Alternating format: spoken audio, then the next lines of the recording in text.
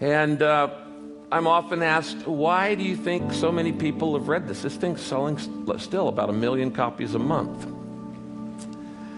And I think it's because spiritual emptiness is a universal disease. I think inside that at some point we put our heads down on the pillow and we go, there's got to be more to life than this. Get up in the morning, go to work, come home, watch TV, go to bed. Get up in the morning, go to work, come home, watch TV, go to bed. Go to parties on weekends. A lot of people say, I'm living. No, you're not living. That's just existing. Just existing. I really think that there's this inner desire. I do believe what Chris said. I believe that you're not an accident. Your parents may not have planned you, but I believe God did. I think they're accidental parents. There's no doubt about that. I don't think they're accidental kids. And I think you matter. I think you matter to God. I think you matter to history. I think you matter to this universe. And I think that the difference between what I call the survival level of living, the success level of living, and the significance level of living is, do you figure out what on earth am I here for? I meet a lot of people who are very smart and say, but why can't I figure out my problems?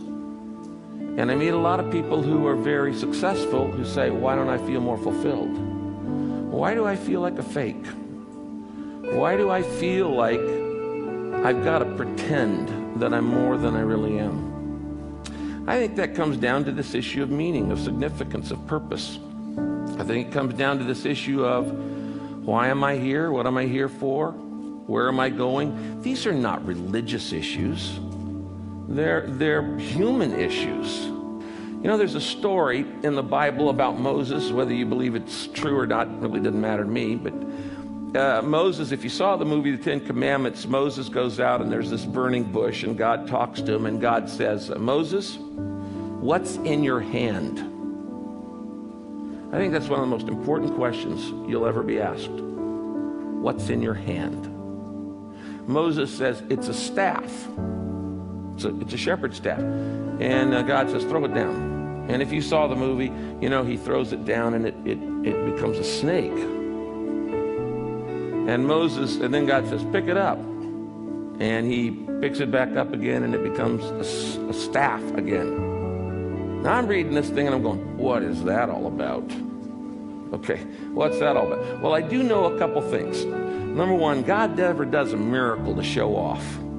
It's not just, wow, isn't that cool?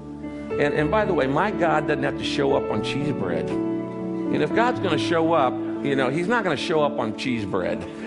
Okay? This is why I love what Michael does, because it's like, okay, if he's debunking it, then I don't have to. But my God doesn't show up on sprinkler images. He got a few more powerful ways than that to do whatever he wants to do. But he doesn't do miracles just to show off. Second thing is, if God ever asks you a question, he already knows the answer. Obviously, if he's God, then that would mean that when he asks the question, it's for your benefit, not his. So he's going, what's in your hand? Now, what was in Moses' hand? Well, he was a shepherd's staff. Now, follow me on this. This staff represented three things about Moses' life. First, it represented his identity. He was a shepherd. It's the symbol of his own occupation. I am a shepherd. It's a symbol of his identity, his career, his job. Second, it's a symbol of not only his identity, it's a symbol of his income, because all of his assets are tied up in sheep. In those days, nobody had bank accounts or American Express cards or hedge funds. Your assets are tied up in your flocks. So it's a symbol of his identity, and it's a symbol of his income. And the third thing, it's a symbol of his influence. What do you do with a shepherd's staff? Well, you move sheep from point A to point B with it, by hook or by crook. You pull them or you poke them, one or the other.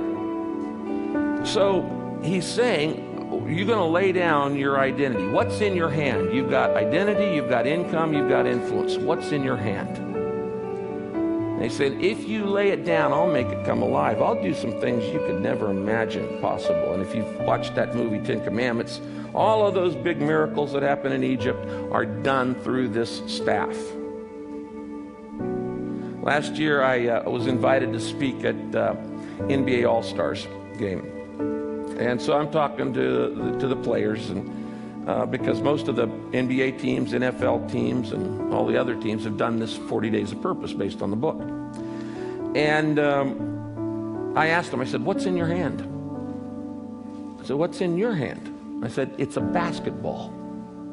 And that basketball represents your identity, who you are. You're an NBA player. It represents your income. You're making a lot of money off that little ball. And it represents your influence. And even though you're only going to be in the NBA for a few years, you're going to be an NBA player the rest of your life. And that gives with you enormous influence. So what are you going to do with what you've been given? And I guess that's the main reason I came up here today to all of you very bright people at TED, is to say, what's in your hand? What do you have that you've been given? Talent, background, education, freedom, networks, opportunities, wealth, ideas, creativity. What are you doing with what you've been given? That to me is the primary question about life. That to me is what being purpose-driven is all about. In the book, I talk about how you're wired to do certain things. You're shaped with little acrostic: spiritual gifts, heart, ability, personality, and experiences. These things shape you. And if you want to know what you ought to be doing with your life, you need to look at your shape. What am I wired to do?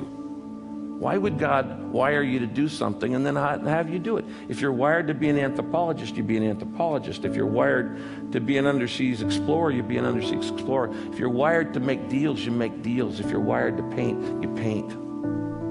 Did you know that God smiles when you be you? When my kids are little, they're all grown now, I have grandkids. I used to go in and sit on the side of their bed, and I used to watch my kids sleep. And I just watched their little bodies rise and lower, rise and lower. I would look at them and go, this is not an accident. Rise and lower. And I got joy out of just watching them sleep. Some people have the misguided idea that God only gets excited when you're doing, quote, spiritual things like going to church or helping the poor or, confessing or doing something like that. The bottom line is God gets pleasure watching you be you. Why? He made you. And when you do what you were made to do, he goes, that's my boy. That's my girl.